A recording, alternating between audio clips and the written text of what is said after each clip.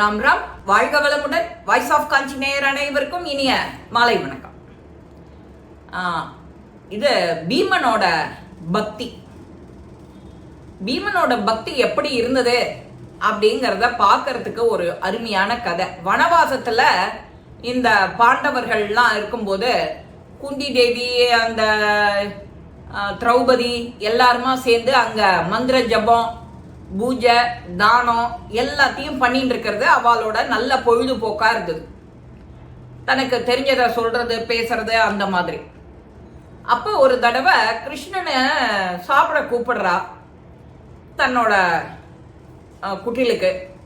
அப்போ கூப்பிடும்போது ஃபர்ஸ்ட் போய் அர்ஜுனன் கூப்பிடுறான், கிருஷ்ணா நீ எங்காத்துக்கு வந்து சாப்பிட்றதுக்கு வா அப்படின்னு. இல்லை, எனக்கு அர்ஜென்ட்டா வேலை இருக்கே, நான் அங்கே போகணும் அப்படின்னு அர்ஜுனன் கிட்ட இன்னைக்கு வேண்டாம் 2 நாள் கழிச்சு வரேங்கிற. சேம் பதில் யுதிஷ்டர் போறார். நீ கூப்பிட்டு வரலன்னா நான் போய் கூப்பிடுறேன், அது எப்படி என்ன ஆன்சர் வருதுங்கிறத பார்க்கலாம் அப்படின்னு. அவரும் கிருஷ்ணன் கிட்ட போறார். கிருஷ்ணா, நீ எங்க வீட்டுக்கு வந்து இன்னைக்கு உனக்கு விருந்து பண்றதுக்காக குந்தி அம்மாவும் திரௌபதியும் உனக்காக விருந்து பண்றா, நீ வந்து அதுல கலந்துக்கோ அப்படின்னு யுதிஷ்டர் சொல்ற.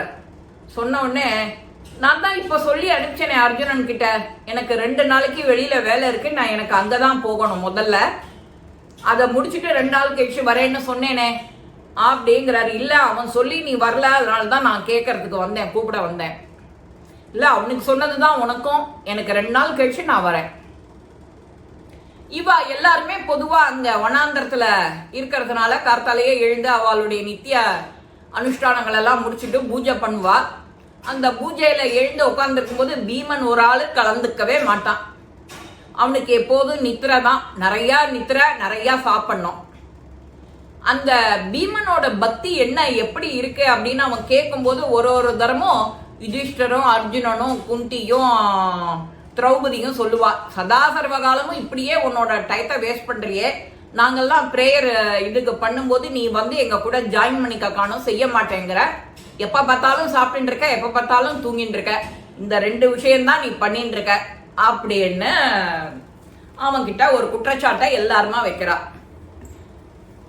இவன் இந்த மாதிரி போயின்னு இருக்கும்போது ஒரு நாளைக்கு இவன் தூங்கி எழுந்து வெளியில வரான். எல்லாருடைய முகமும் அப்படியே வாட்டமா இருக்கு, கவலையா இருக்கு.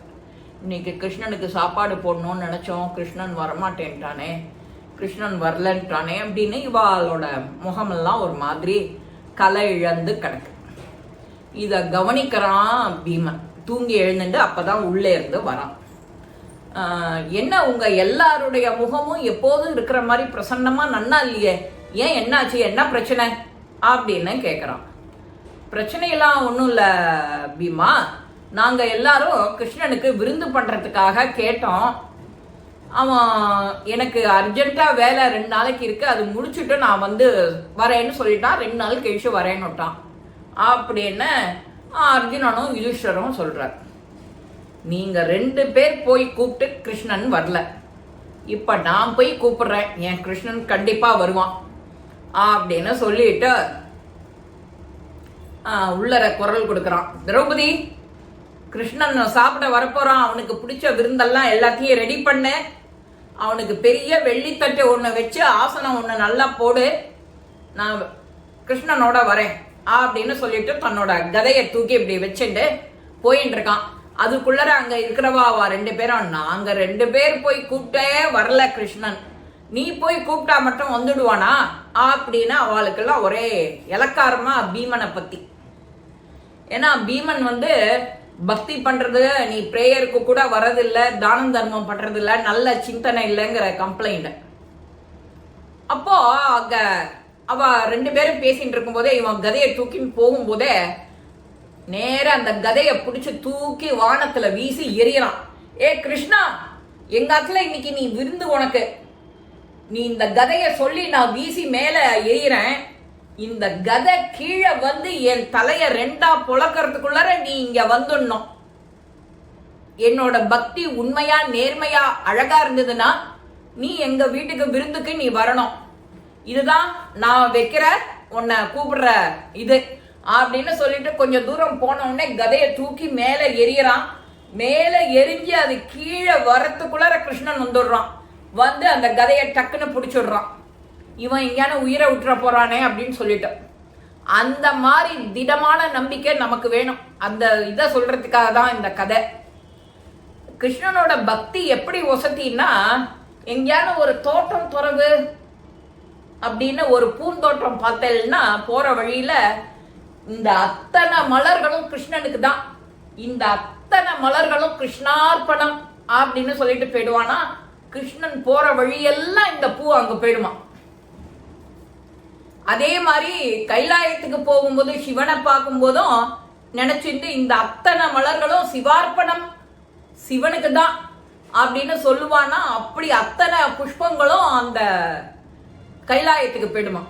அப்பேற்பட்ட பக்தி பீமனோடது. பீமனோட பக்தியை மட்டும் யாரும் எடை குறைவா போட்டுடவே கூடாதுங்கிறதுக்காக தான் இது ஒரு கதை. இவர் சொல்ற கிருஷ்ணன் அங்கேருந்து ஓடி வந்து அந்த கதையை பிடிச்சிட்டு, நான் வந்துட்டேன் பீமா அப்படின்னு சொல்லிட்டு பீமனை அழைச்சிட்டு கிருஷ்ணன் வீட்டுக்கு வராராம். இவா எல்லாரும் வாய பொழந்துட்டு பாக்குறான். நான் கூப்பிடுறேன், அர்ஜுனன் கூப்பிடுறான், 2 பேரும் கூப்பிட்டு வராத கிருஷ்ணன் நீ கூப்பிட்டு வந்துட்டாரே அப்படின்னு சொல்லி அங்க விருந்து தடபுடலாகி எல்லாத்துக்கும் பரிமாறப்பட்டு சந்தோஷம் தாண்டவம் ஆடுறது. அதான் மனுஷனை பார்த்து எடை போடக்கூடாதுங்கிறது. அவன் சதா தூங்குறதுக்கும் திங்குறதுக்கும் தான் லாய்க்கு அப்படின்னு அவனோட உடம்ப பார்த்துட்டு நாம சொல்லுவோம், நீ எப்ப பார்த்தாலும் தூங்கிட்டே இரு, அசமஞ்சம் மாதிரி இரு அப்படின்னு. ஆனா அவ எதிலியான்னு உள்ள சிறந்து விளங்குவா, நாம அதை கவனிக்க மாட்டோம், அலட்சியமா இருந்துருவோம். அந்த அலட்சிய போக்கு கூடாது. எல்லார்கிட்டையும், மனுஷனா பிறந்த எல்லார்கிட்டையுமே ஒரு ஸ்பெஷல் திங் இருக்கும். அதை நீ என்னன்னு கண்டறிஞ்சு பார்க்கணும். அதுதான் கடவுள். உனக்கு என்ன வேணுங்கிறத அவன் கொடுப்பான். இந்த திடமான நம்பிக்கை எல்லாருக்கும் வேணும். கிருஷ்ணா அப்படின்னு சொல்லி இந்த கதையை தூக்கி போடும்போது அவன் பிடிச்சிட்டு வரான் பாரு, அதுதான் பக்தி. அங்க இருக்கு அவ்வளவு பெரிய பக்தி. இந்த பதிவு உங்க எல்லாருக்குமே பிடிச்சிருக்கோம். லைக் பண்ணுங்க, ஷேர் பண்ணுங்க, பெல் பட்டனை கிளிக் பண்ணுங்க, சப்ஸ்கிரைப் பண்ணுங்க, கமெண்ட்ஸ் பாக்ஸ்ல கமெண்ட்ஸ் போடுங்க. ஸ்ரீ மகாபெரிவா திருவடிகளே சரணம். நல்லதே நடக்கும். ஆனந்தமா இருப்போம் நண்பர்களே. வாழ்க வளமுடன்.